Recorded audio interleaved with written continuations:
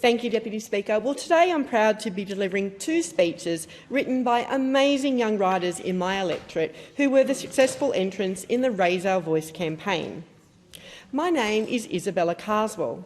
I am a 14-year-old girl who lives in Jamberoo in the electorate of Gilmore and attends school in the electorate of Cunningham.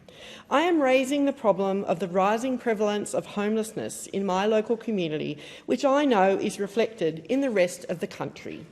The cost of living crisis is affecting young adults who have barely entered the financial world and families with young children who now have to decide between paying for a roof over their heads or food on the table.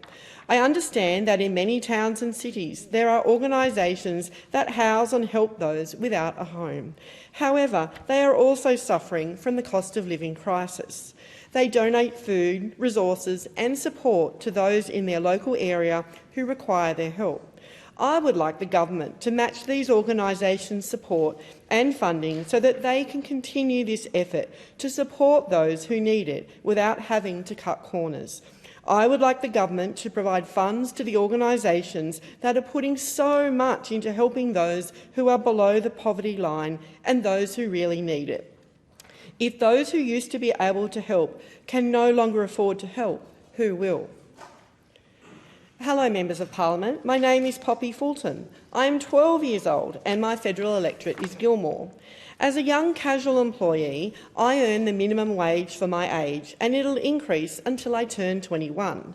A change that would make Australia a better place for future generations is having the minimum wage reach its peak when the employee turns 18.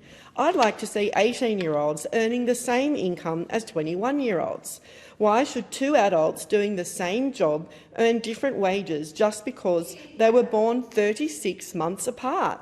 Passing this law would benefit families that rely on 18 to 20-year-old sons and daughters to help provide for them, 18 to 20-year-olds with their own young families, and university students who'd feel more financially secure with higher incomes.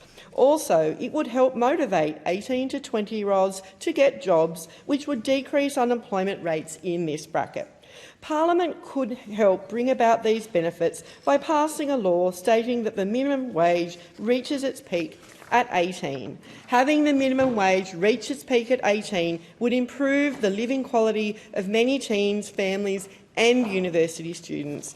I would like the federal parliament to pass a law stating an employee's age doesn't affect the minimum wage once they become a legal adult. Thank you so much, Isabella and Poppy, and I wish you well for your very bright futures.